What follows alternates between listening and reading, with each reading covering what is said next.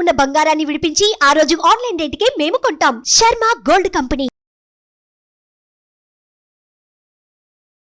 నమస్తే, welcome to Suman TV. నేను మీ యామ్ని.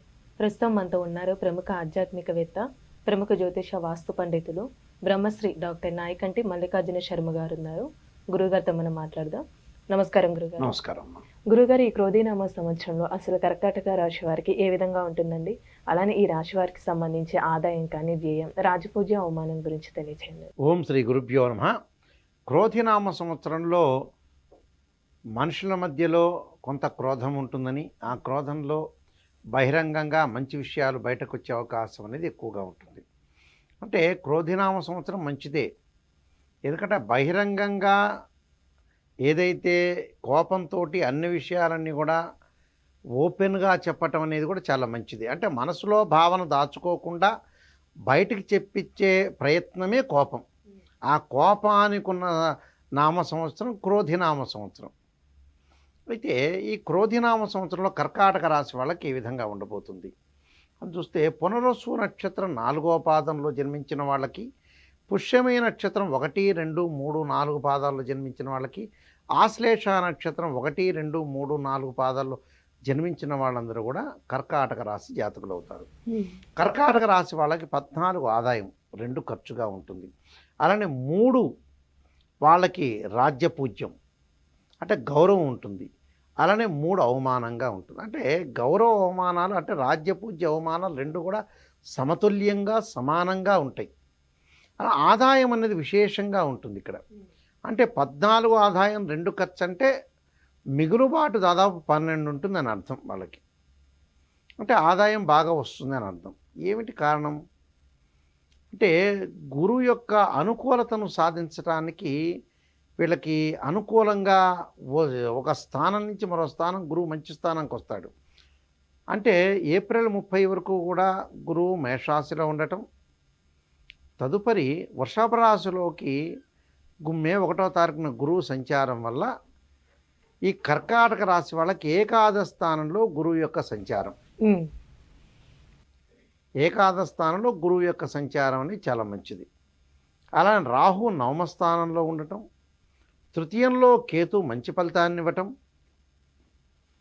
శని 8వ స్థానంలో ఉండటం, ఆ 8వ స్థానంలో చివరి దశలో ఉంటాడు. ఇంకా చివరి దశలో ఉండి ఈ వక్రము త్యాగం కూడా అక్టోబరు నవంబర్ మాసంలో గురువు శని వక్రారంభం ఒకటైతే వక్ర త్యాగం ఒకటి అవుతుంటుంది. అలానే వచ్చే సంవత్సరం 2025 సంవత్సరం మార్చి 29వ తారీఖున శని మీనరాశిలోకి సంచారం. మీనరాశిలోకి సంచారం అయ్యారంటే నెక్స్ట్ ఇయర్లో వాళ్ళకి ఏ విధంగా ఉండబోతుంది అని మనం చూస్తే, 9వ స్థానంలోకి అష్టమ శని యొక్క దోషం అనేది పోతుందని అర్థం నెక్స్ట్ ఇయర్లో. మరి ఈ క్రోధినామ సంవత్సరంలో ఎలా ఉండబోతుంది అంటే, గురువు అనుకూలంగా ఉంటాడు. గురువు కర్కాటక రాశి వాళ్ళకి మే 1వ తారీఖు నుంచి 11వ స్థానంలో గురువు మంచి ఫలితాన్ని ఇస్తాడు. అంటే అప్పుడు ఇక్కడ ఏదైతే ఉంటుందో వ్యాపార రంగంలో కానీ, వృద్ధిపరంగా కానీ అనుకూలమైన ఫలితాలు వస్తాయి. అంటే అతిపెద్ద గ్రహాలు బాగుండటం, కేతువు బాగుండటం, గురువు బాగుండటం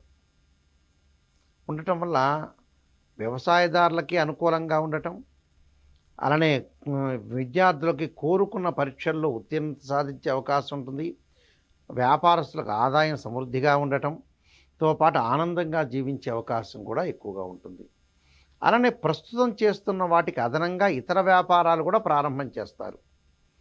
అంటే అదర్ బిజినెస్, అంటే ఒక బిజినెస్ కాకుండా, ఒక వ్యాపారం కాకుండా మరొక వ్యాపారం చేయటం, అలానే ప్రభుత్వ ఉద్యోగులకు కూడా ప్రమోషన్లు రావటం, అలానే సరైన గుర్తింపు, రికగ్నైజర్ వచ్చే అవకాశం ఎక్కువగా ఉండటం.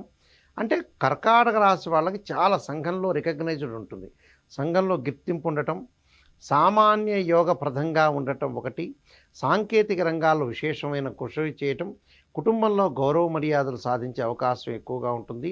కొన్ని రంగాల వాళ్ళకి మంచి లాభాలు కలిగే అవకాశం ఉంటుంది. అంటే దేశకాలమాన పరిస్థితుల ప్రకారంగా వీళ్ళకి ప్రతిష్టలు బాగా పెరగటం ఒకటి, ఇంట్లోనూ బయటను సంతోషకరమైన వార్తలు, అలానే విజయవంతం చేసిన కులవృత్తి చేసే వాళ్ళకు కూడా మంచి ప్రోత్సాహం లభించే అవకాశం, విందులు వినోదాల కార్యక్రమాల్లో సుఫలితాలు. విద్యార్థులు ఉన్నత చదువులకి ప్రయత్నం చేయడం సఫలీకృతం కావడం, అంటే ఇప్పుడు విదేశాలకు వెళ్ళాలి, విదేశాలకు వెళ్ళే అవకాశాలు ఎక్కువ ఉంటాం. అలానే ఇక్కడ ఎవరైతే జాబ్ చేస్తున్నారో వాళ్ళందరూ కూడా కంపెనీలు కూడా ఫారిన్ కంట్రీస్కి వెళ్ళే అవకాశాలు ఎక్కువగా ఉంటాయి. అంటే విదేశాలకు కూడా వెళ్ళే అవకాశం అనేది బాగా ఎక్కువ ఉంటుంది. వ్యాపారులకు మటు కొంత మందకొడిగా ఉన్నా కూడా వ్యాపార రంగంలో విశేషంగా కృషి చేయటం, బంధువులతోటి కొంత సహనంగా వ్యవహరించాలి. ధనము ఆర్థిక సంబంధించిన విషయాల్లో వాళ్ళకు అనుకూలమైన మంచి ఫలితాలు సాధించే అవకాశం ఎక్కువ ఉంటుంది. ఆకస్మికంగా ప్రయాణాలు చేయటం, కొంత ఆర్థిక పరంగా ముందుకు వెళ్ళటం, కొంత శరీర బాధలు అనేవి కొంత ఉంటాయి. ఆ శరీర బాధలు కొంతవరకు మాత్రమే ఉంటాయి, కానీ మిగతావన్నీ కూడా తగ్గిపోయే అవకాశం ఉంటుంది. అంటే వృత్తిపరంగా అనుకూలమైన వాతావరణం బాగా ఎక్కువగా ఉంటుంది. ఎందుకంటే వృత్తిపరంగా బాగా ఉండటం ఒకటి, శుభాలు ఎక్కువగా జరగటం, అన్ని అనుకూలమైన ఫలితాలు జరగడానికి ఆస్కారం అనేది ఎక్కువగా ఉంటుంది. వివాహం కాని స్త్రీ పురుషులందరికీ కూడా మే 1వ తారీఖు నుంచి వివాహ ప్రయత్నాలు సఫలీకృతం అవుతాయి. అంటే వృత్తి, ఉద్యోగ, వ్యాపార రంగాల్లో విశేషమైన కృషి చేసే అవకాశాలు బాగా ఎక్కువ ఉంటాయి. నూతన వ్యాపారాలు ప్రారంభం చేయొచ్చు. భాగస్వామ్య వ్యాపారం కూడా, అలానే ఇప్పుడు వస్తువు కొనుగోలు కూడా చేయొచ్చు. వస్తువులు కూడా కొనుగోలు చేసుకోవచ్చు. అంటే రకరకాల వస్తువులు కొనుగోలు చేస్తారు, అలాంటివి కూడా మనం కొనుగోలు చేసుకోవచ్చు. అయితే కొంత సంచార మార్గం కూడా జరుగుతుంది.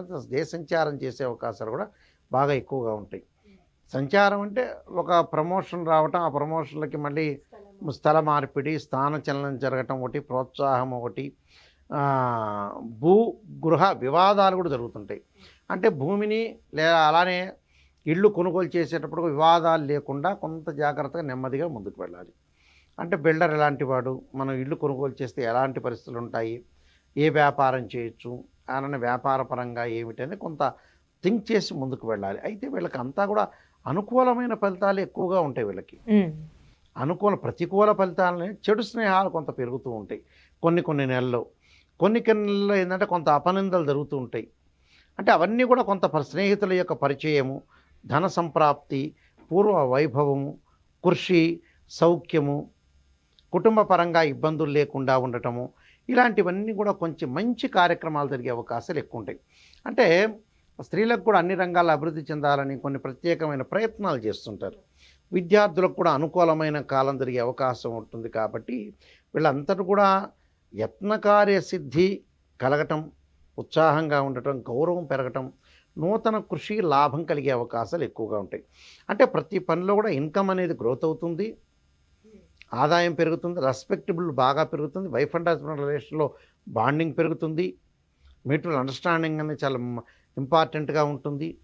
అలానే తండ్రి కొడుకుల యొక్క అనుబంధము, కోర్టు సమస్యలు దాని యొక్క సొల్యూషన్ అనేది దొరికే అవకాశం ఉంటుంది. కాబట్టి టోటల్గా ఎవ్రీథింగ్ విల్ బీ ఓకే అని చెప్పుకోవచ్చు. వాళ్ళకి కొన్ని పరిహారాలు చేస్తే వాళ్ళకు అనుకూలమైన ఫలితాలు ఉంటాయి. దాదాపుగా 92% కర్కాటక రాశి వాళ్ళకు అనుకూలంగా ఉంది. కేవలం అష్టమ స్థానంలో శని ఉన్నాడు మినహా మిగతావన్నీ కూడా అనుకూలమైన ఫలితాలు జరిగే అవకాశం ఉంది. అది కూడా మార్చి 29వ తారీఖున 2025లో వెళ్ళిపోయే అవకాశం ఉంటుంది. కాబట్టి భయభ్రాంతులు చెందాల్సిన పని లేదు.